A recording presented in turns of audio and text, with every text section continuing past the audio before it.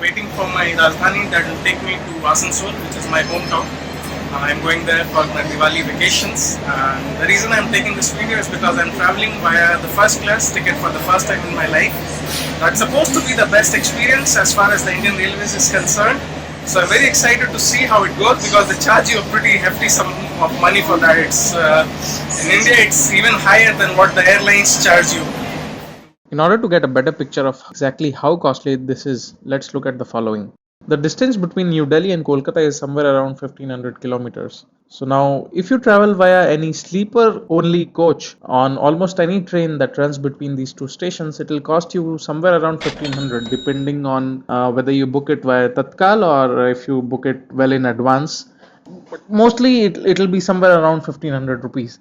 Now if you book a train on the third AC sleeper, it'll be around 2500 rupees. On the second AC sleeper, it will be around 3500 rupees. If you book it using an airline, it will be somewhere around 4500, depending on how well in advance you did it. And if you book it on the first AC on the Rajdhani, it will be around 5000 rupees. So that's how expensive it is. When you make a booking on the first class in any train, they don't allot you a seat number. Normally, the seats that are allotted to you are allotted on the day of the travel. So for me today, I'll be allotted the seats by the station master, who will take into consideration whether there are couples traveling, whether there are VIPs and what are their preferences.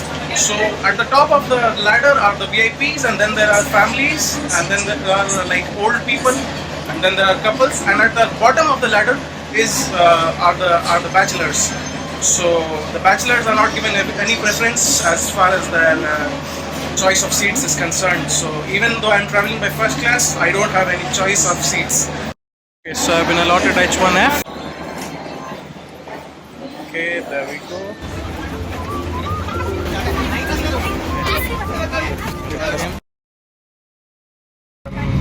It's too bad you cannot smoke inside. Too bad for the smokers. Here's a view of the first class side alley, and this is my cabin, the 4th AC. So let's see what all are the new things over here. They give you these two papers, the Statesman, and the seats are wider than the second class and the third class. They have these nice blankets. These roses make more sense if they are in a couple's compartment, not in a 4 coupe compartment. Oh, there are these side tables in front of each compartment. I think this is for snacks or dinner. The shower room as well. This is something that I didn't notice before. Okay, let me try to see if the water is there. Yeah, there is some water over here in this one, although I'm not sure if you can bathe using this amount of water. And I'm not going to take the risk of turning this one on. Okay, so 1 hour into the journey, they brought us this thing. I don't know what this is. This one is like a almond, and this is a kachori, and this is some mithai and a sandwich, and obviously the famous chai of the Indian Railways. Here is my seat, which is on the upper berth, and the only bad part is that my head is still touching the ceiling. I expected a little more headroom over here.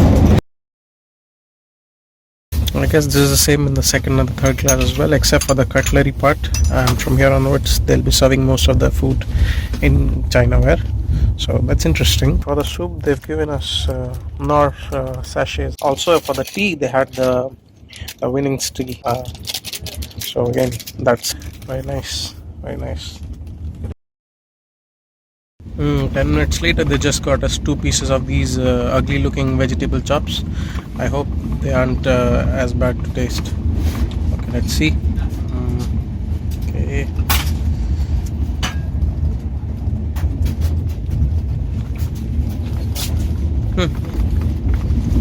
Not that bad, but definitely not first class. Okay, so you have the dinner menu now. Do you have the menu? Yeah. Okay, so yeah, they have this menu.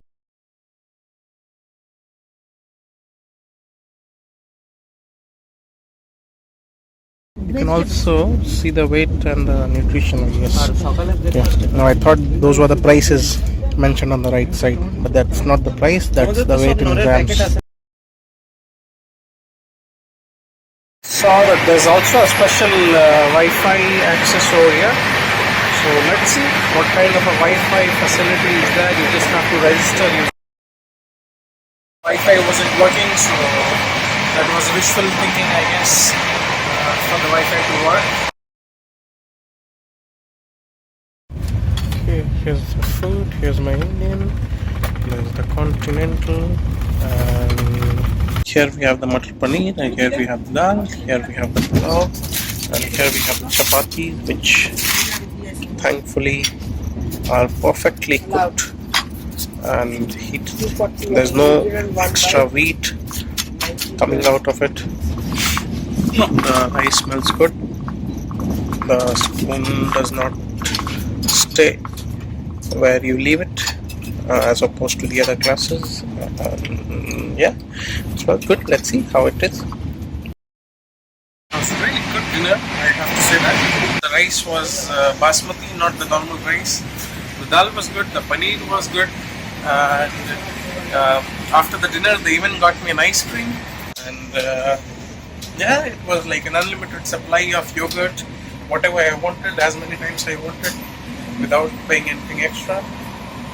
And now apparently they even come and make your bed, so you don't have to make that, you just need to call them. Again, this is one of the perks. So I'm just about to call the guy. So I called the guy to make my bed and he's doing it right now. Feels good that you don't have to do it all by yourself. It's all professional and done. Now I'm off to sleep. Tomorrow morning it's either done by. So now I'm back home and I have to say the experience was quite good. Three things that I really liked were that the food was very good, very well prepared.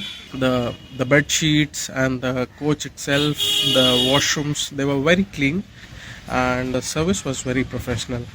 So you didn't have to make your bed, they would give you extra servings or whatever you needed. And something that I missed was, I was hoping that there would be at least one female attendant, given that it's really a premium segment, and there were no garlands of flowers, nothing like that.